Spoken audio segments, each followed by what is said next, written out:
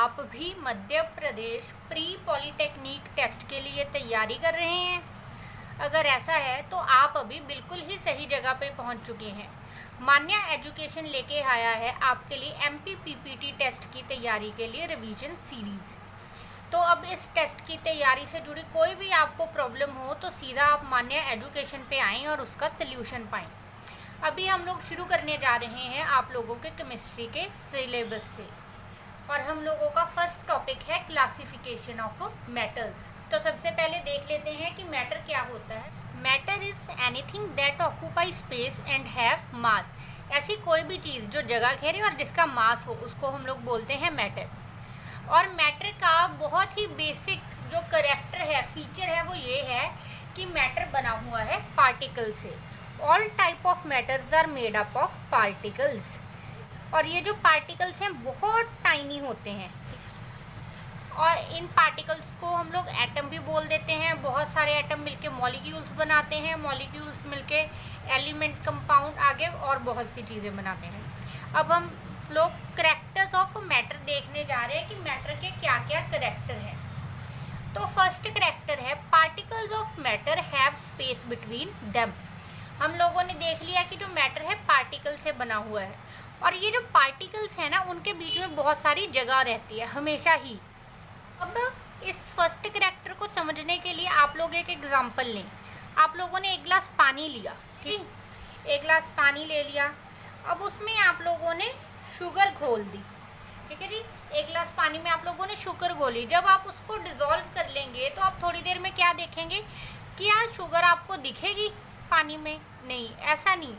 क्यों? क्योंकि जो शुगर है वो पानी के बीच में जो खाली जगह थी, पानी के पार्टिकल्स के बीच में जो खाली जगह थी, अब वो शुगर ने वो जगह ले ली है, इसीलिए आप लोगों को शुगर फिर नहीं दिखेगी।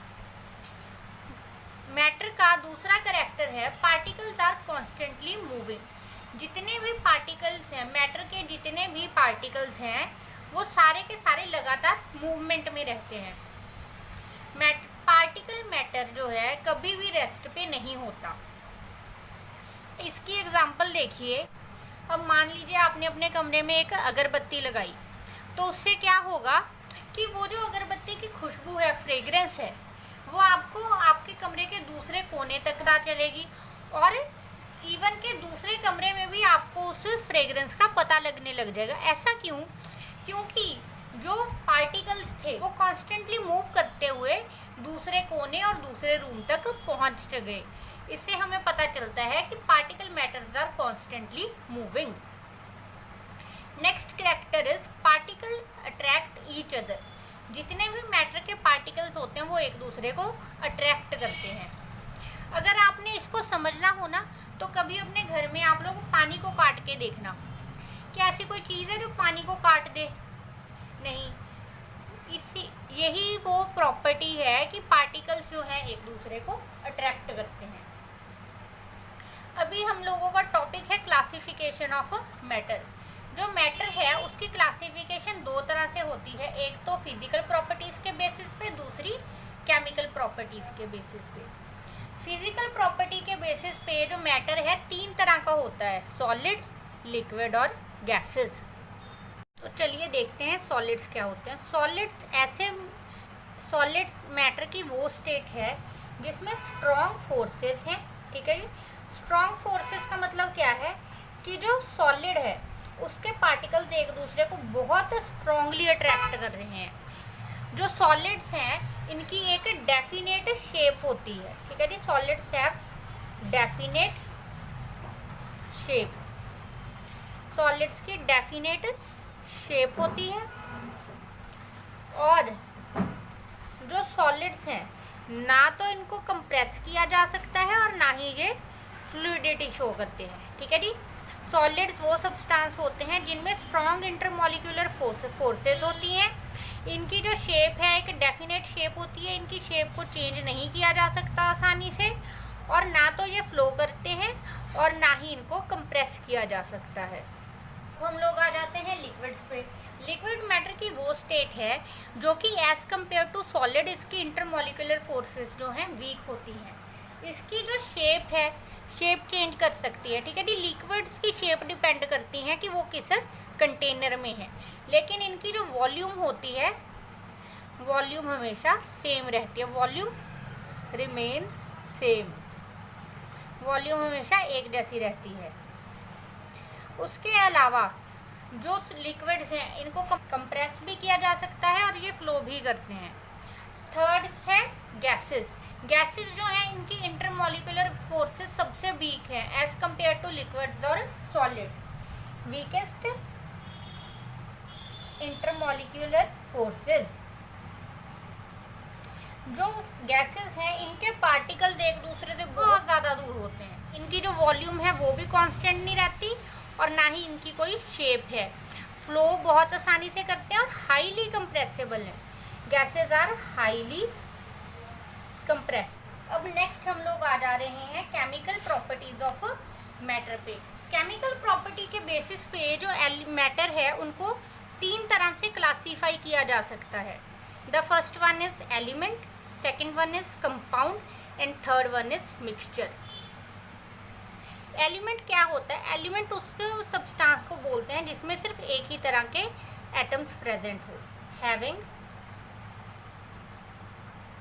One type of atoms only. ऐसी कोई भी चीज़ जिसमें हमेशा एक ही तरह के एटम्स हों उसको बोला जाता है एलिमेंट। कंपाउंड्स क्या है? और एलिमेंट्स जो है प्योर स्टेट में होते हैं, ये प्योर फॉर्म होती है। उसके बाद आ जाते हैं कंपाउंड। कंपाउंड्स जो हैं ये भी प्योर फॉर्म में होते हैं, लेकिन इसमें हैव 2 और मोर type of atoms.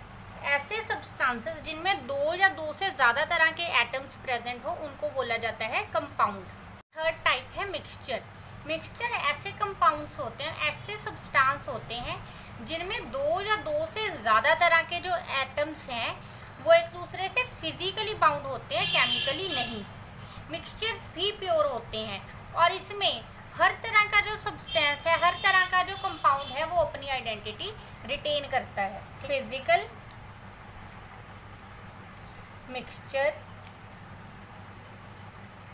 Of elements.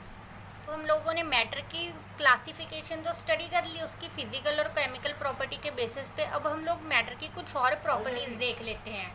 देखिए, matter can interchange it's state. इस चीज़ का क्या मतलब है कि जो मैटर है उसकी हमने 3 स्टेट स्टडी की, that is solid, liquids and gases. तो मैटर अपनी एक स्टेट ऑफ मैटर से दूसरी स्टेट में आसानी से चेंज हो सकता है। कैसे? जैसे हम लोग वाटर को ही ले लें।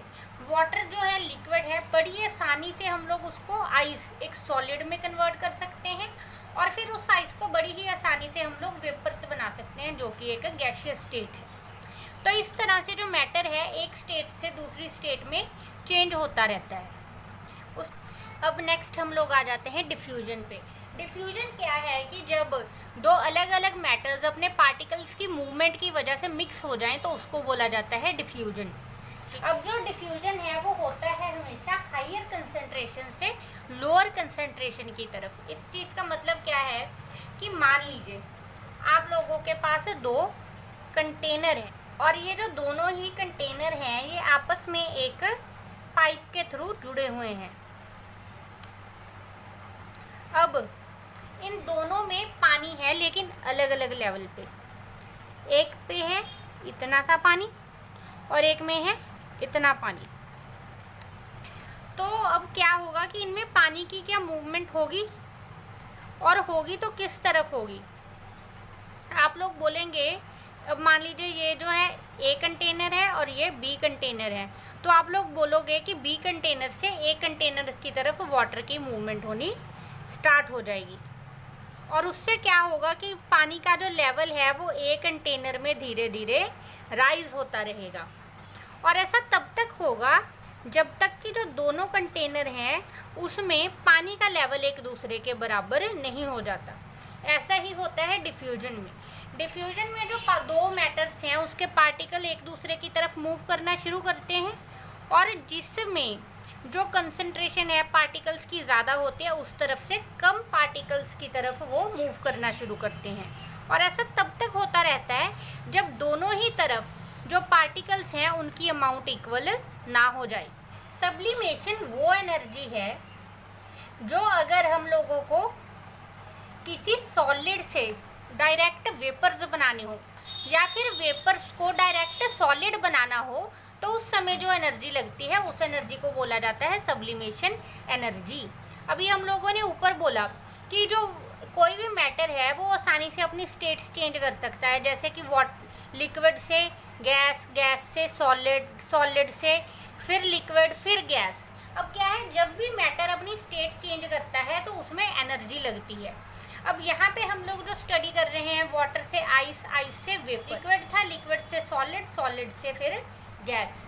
एक स्टेट दूसरी स्टेट में चेंज होती जा रही है। एक स्टेट से दूसरी स्टेट में चेंज होने के लिए मैटर की जो एनर्जी लगती है उसको बोला जाता है लेटेंट एनर्जी। लेटेंट एनर्जी भी बोल देते हैं या फिर इसको हम लोग लेटेंट हीट भी बोल देते हैं। लेटेंट हीट वो हीट है जो हम लोगों को ज़रूरी चाहिए मैटर की एक स्टेट को दूसरी स्टेट में चेंज करने के लिए। अब ये जो लेटेंट हीट है ये मैटर का टेम्परेचर इंक्रीज नहीं करती। ये हीट ज़रूरी है मैटर के जो बॉन्ड्स हैं उनको ब्रेक करने के लिए, अगर हम लोगों को उसे एक स्टेट से दूसरी स्टेट में चेंज करना है। और उसी तरह है सब्लिमेशन एनर्जी। सब्लिमेशन एनर्जी कब लगती है, जब हम लोगों ने इसको इंटरमीडिएट स्टेट को स्किप करना है। सब्लिमेशन एनर्जी तब लगती है जब हम लोगों ने मैटर की एक स्टेट से दूसरी स्टेट में चेंज करना है, उसकी इंटरमीडिएट स्टेट को स्किप करके। कैसे, जैसे मान लीजिए आपके पास सॉलिड है, ठीक है जी, और उसको आपने डायरेक्टली गैस में कन्वर्ट करना है बिना उसको लिक्विड में कन्वर्ट किए, तो उस टाइम जो एनर्जी हम लोगों को लगेगी वो होगी सब्लिमेशन एनर्जी। अब मान लीजिए आपके पास आइस है, आइस से आप लोगों ने सीधा वाटर वेपर्स बनाने हैं, तो वो जो एनर्जी लगेगी वो एनर्जी लगेगी सब्लिमेशन एनर्जी। नेक्स्ट आ जाते हैं हम लोग इवेपोरेशन पे। इवेपोरेशन क्या होती है कि जब हम लोगों ने लिक्विड से, ठीक है जी, लिक्विड से किसी चीज़ को गैसियस स्टेट में चेंज करना है तो उस टाइम जो एनर्जी लगती है उसको बोला जाता है इवेपोरेशन। इवेपोरेशन अटेन की जाती है बॉइलिंग से।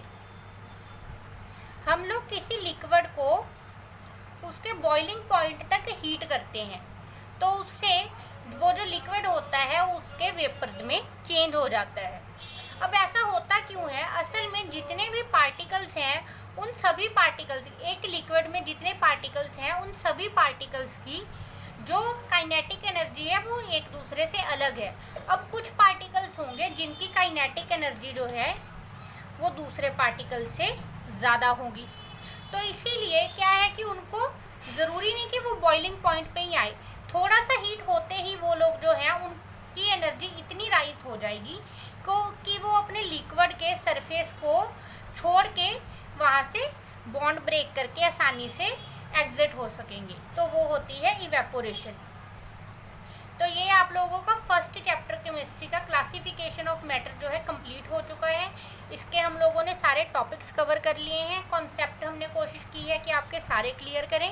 अगर आपको अभी भी इसमें कोई डाउट है तो हमें कमेंट सेक्शन में लिखें, हम लोग उसके लिए सॉल्यूशन ज़रूर करेंगे।